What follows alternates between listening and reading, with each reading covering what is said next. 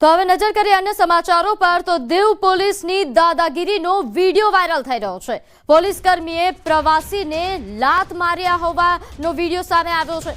દીવના નાગવા બીચનો આ વિડીયો છે જેની ચર્ચા થઈ રહી છે। પ્રવાસીને લાત મારતી પોલીસ જવાન હાલ આજે ઘટના સામે આવી છે જે કેમેરામાં કેદ થઈ હતી। દીવના નાગવા બીચનો આ વિડીયો હોવાની હાલ ચર્ચા થઈ રહી છે જેમાં પોલીસ કર્મી દ્વારા પ્રવાસીને લાત મારવામાં આવતો હોય તેવું કેમેરામાં કેદ થયું છે।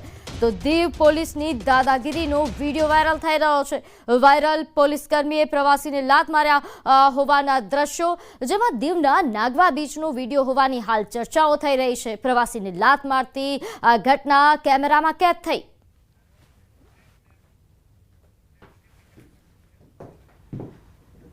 તો હાલ સમય થયો છે એક નાનકડા વિરામનો।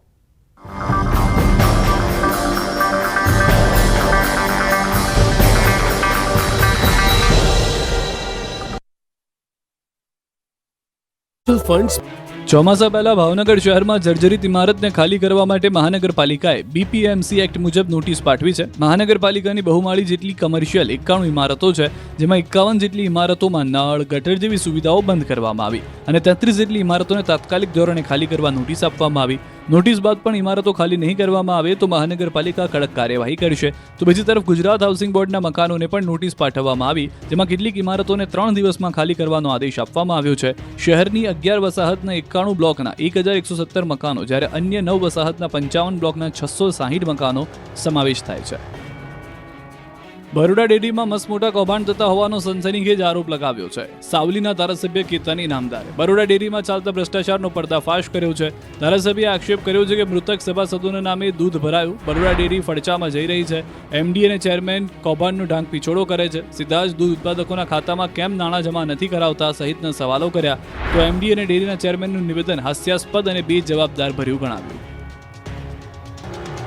જો આપનું બાળક શાળાએ સ્કૂલ વાન કે સ્કૂલ રિક્ષામાં જતું હોય અને રિક્ષા કે વાન ચાલકો તમારી પાસે વધુ ભાડા માંગે તો તુરંત ફરિયાદ કરી દેજો। જો કોઈ સ્કૂલ વેન કે રિક્ષા ચાલક તમારી પાસે નક્કી થયેલા ભાડા કરતાં વધારે રકમની માંગણી કરે તો તાત્કાલિક સ્કૂલ સંચાલકને જાણ કરવી અને પોલીસ ફરિયાદ કરવી, કેમ કે આ વર્ષે સ્કૂલ વેન કે રિક્ષા ભાડાનામાં કોઈ વધારો કરાયો નથી। છેલ્લા 1 વર્ષમાં સીએનજીના 12 રૂપિયા જેટલો વધારો કરવામાં આવ્યો છે, તેમ છતાં સ્કૂલ વાહનોમાં કોઈ ભાડો વધારો કરવામાં આવ્યો નથી અને આ ભાવ વધારો 2027 સુધી કરવામાં પણ નહીં આવે। ત્યારે કિલોમીટર દીઠ સ્કૂલ વાહન ચાલકોને કેટલું ભાડું છે તેની વાત કરીએ તો 1 કિલોમીટરનું સ્કૂલ રિક્ષાનું ભાડું 750 રૂપિયા નક્કી કરાયું છે, જ્યારે 1 કિલોમીટર સુધીના અંતરના સ્કૂલ વાનનું ભાડું 1200 રૂપિયા। આ જ રીતે 2 કિલોમીટર સ્કૂલ રિક્ષાનું ભાડું 850 અને સ્કૂલ વેનનું 1400, 3 કિલોમીટરનું સ્કૂલ રિક્ષાનું ભાડું 950 અને સ્કૂલ વેનનું 1600, 4 કિલોમીટરનું સ્કૂલ રિક્ષાનું ભાડું 1050 અને સ્કૂલ વેનનું 1800, 5 કિલોમીટરનું સ્કૂલ રિક્ષાનું ભાડું રૂપિયા 1150 અને સ્કૂલ વેનનું 2000 નક્કી કરાયું છે। એક મહિનાથી પાણી ભરાયેલું છે, બેન સારી આ હાલતમાં છે, કોઈ આવતું નથી, કોઈ અધિકારી કે જોવાય નથી આવતું। આગળ સોસાયટીમાં જાવ ને તો એટલું પાણી ભરાય નહીં, પાણી ભરાઈ જાય, બાળકોને સ્કૂલે મૂકવા જવું હોય તો કેટલી તકલીફ પડે, કોઈ તંત્ર બેઠું પાણી હલતું જ નથી। વરસાદ આવે તો બહુ જ હાલત ખરાબ, આખી સોસાયટી પાણીમાં ડૂબેલી હોય છે। તમે એમ થાય કે આમ ગોઠણ સુધી પાણી ભરાઈ જાય છે। અહીંયા છે ને લગભગ 6 મહિનાથી આવું થાય છે। હું સીએમઓમાં પીએમઓમાં અરજી તકાતા કરી ચૂક્યો છું, આનો કોઈ નિરાકરણ। એને પહેલા સાહેબને હું અત્યારે ફોન કર્યો તો એ કહેશે કે તમે પીએમઓમાં કરશો સીએમઓમાં કરશો, મારી પાસે જ અરજી આવશે, એટલે એ કંઈ કામ કરવા માંગતા નહીં। એએમસી પર ગુસ્સો ઠાલવતા લોકો છે અમદાવાદના નિકોલ વિસ્તારના। નિકોલના મનમોહન 4 રસ્તા અને આસપાસની સોસાયટીઓને ગટરના પાણીએ બાનમાં લીધા છે। વગર વરસાદે નિકોલમાં ગટરિયા પાણી ઉભરાતા રોડ પર ગંદી નદી વહેતી હોય તેવા દ્રશ્યો સર્જાયા। મનમોહન 4 રસ્તા અને આ વિસ્તારની સોસાયટીઓમાં અમદાવાદ મહાનગરપાલિકા દ્વારા પ્રી મોન્સૂનની કામગીરી કરવામાં નહીં આવતા અહીં વગર વરસાદે પૂર આવ્યું છે। રિક્ષા અને બાઇકના ટાયર ડૂબી જાય એટલા પાણી રોડ ઉપર ઉભરાતા લોકો ત્રાહિમામ પોકારી ઉઠ્યા છે। સવારમાં દુર્ગંધયુક્ત પાણી રોડ પર આવી જતા કામ ધંધે જતા લોકો અટવાયા હતા। ગંધાતા પાણીમાંથી ના છૂટકે લોકોને પસાર થવું પડ્યું। આ સમસ્યા આજકાલની નથી, છેલ્લા ઘણા વર્ષોથી, છેલ્લા 6 માસથી તો અનેકવાર રોડ પર ગટરના પાણી આવી ગયા છે। આ અંગે સ્થાનિકોએ અનેકવાર રજૂઆત કરી છે, પરંતુ પ્રજાના પૈસે તાકડધન કરતા નેતાઓ અને અધિકારીઓ લોકોને ઉડાવ જવાબ આપી છટકી જાય છે। બીજી તરફ પ્રી મોન્સૂન પ્લાન અંતર્ગત પાલિકાએ 900 કરોડના ખર્ચનો અંદાજ આંક્યો છે, છતાં શહેરના 147 લોકેશન એવા છે જ્યાં હજુ પણ પાણી ભરાવાની સમસ્યાથી છુટકારો નથી મળ્યો। જોકે ડેપ્યુટી મ્યુનિસિપલ કમિશનરનું કહેવું છે કે ગત વર્ષે 147 લોકેશન પર પાણી ભરાયા હતા, ત્યાં આ વર્ષે ઓછા પાણી ભરાશે, સાથે જ શહેરમાં લાગેલા હોર્ડિંગ્સની સ્ટ્રક્ચરની પણ તપાસ કરાશે। સુરત મહાનગરપાલિકાએ પાણી ન ભરાય તે માટે પ્રી મોન્સૂન પ્લાન તો નથી બનાવ્યો, પરંતુ સુરતની જનતા ગટરમાં સરળતાથી ખાબકી શકે તે માટે પ્લાન બનાવ્યો છે. એટલે સુરતના લોકો રોડ પર નીકળો તો ધ્યાન રાખીને નીકળજો, કેમ કે સુરત મહાનગરપાલિકાના પાપે શહેરના વિવિધ રોડ પર ગટરના ઢાંકણા ખુલ્લા છે. આ ઢાંકણાઓ બંધ કરવાનો સુરત મનપાના અધિકારીઓ કે સત્તાધીશો પાસે સમય નથી. જુઓ સુરત શહેરના દિલ્હી ગેટ મુખ્ય માર્ગ પર ઢાંકણ વગરની ખુલ્લી ગટરના દ્રશ્યો. અંદાજે 15 ફૂટ ઊંડી આ ગટરમાં કોઈ પણ સમયે ગંભીર અકસ્માત થઈ શકે છે. રસ્તે હજારો વાહનો પસાર થાય છે, છતાં કોઈ પણ ચેતવણી કે બેરિકેડ મૂકવામાં આવ્યા નથી. તંત્રના બેદરકાર વલણ સામે નાગરિકોમાં આક્રોશ છે. અમદાવાદના મોદી સ્ટેડિયમમાં આઈપીએલની પંજાબ અને બેંગલુરુ વચ્ચે ફાઇનલ મેચ રમાવાની છે, ત્યારે ક્લોઝિંગ સેરેમની ઓપરેશન સિંદૂરની થીમ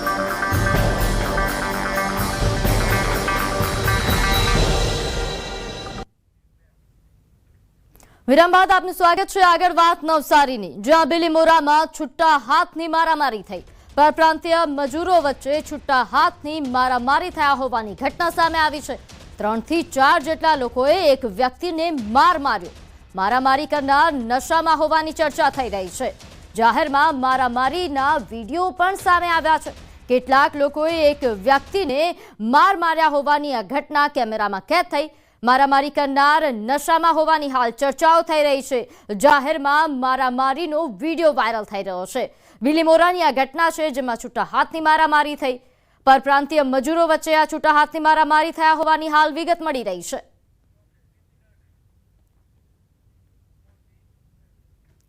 તો આગળ વાત મોરબીની. મોરબી પોલીસને મોટી સફળતા મળી. ચીખલી ગામે બંદૂક બનાવતી મિની ફેક્ટરી ઝડપાઈ. સલીમ મલાણીના ઘરમાં બંદૂક બનાવવાની ફેક્ટરી ઝડપાઈ છે. તે ઘરમાં બંદૂક બનાવતો હતો. તેની સાથે સિદ્દીક કાજડિયા નામનો શખ્સ કે જેને વોન્ટેડ જાહેર કરવામાં આવ્યો છે. તેના ઘરમાંથી 2 બંદૂક, ગન પાવડર અને લોખંડના છરા જપ્ત કરવામાં આવ્યા છે. ચોંકાવનારી બાબત એ છે કે યુટ્યુબમાંથી હથિયાર બનાવવાનું શીખ્યા હોવાનો ખુલાસો થયો છે.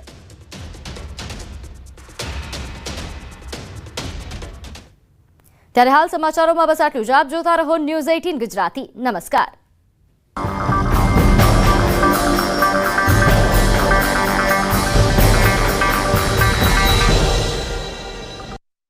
ફંડ્સ બરાબર. અમદાવાદમાં કોરોનાએ પકડી રફતાર. શહેરમાં છેલ્લા 24 કલાકમાં કોરોનાના 60 કેસ નોંધાયા. અમદાવાદમાં કોરોનાના 241 active case. Ahmedabad municipal corporation સંચાલિત હોસ્પિટલમાં દર્દીઓને દાખલ કરાશે. રાજ્યમાં કોરોનાના 95 નવા કેસ નોંધાયા. રાજ્યમાં કોરોનાના 397 એક્ટિવ કેસ. 22 દર્દીઓ હોસ્પિટલમાં સારવાર હેઠળ ખસેડાયા, જ્યારે 375 દર્દીઓ હોમ આઇસોલેશનમાં રખાયા. દેશમાં કોરોનાના સક્રિય કેસનો આંકડો 4000ને પાર થયો. 24 કલાકમાં દેશમાં કોરોનાથી 5 લોકોના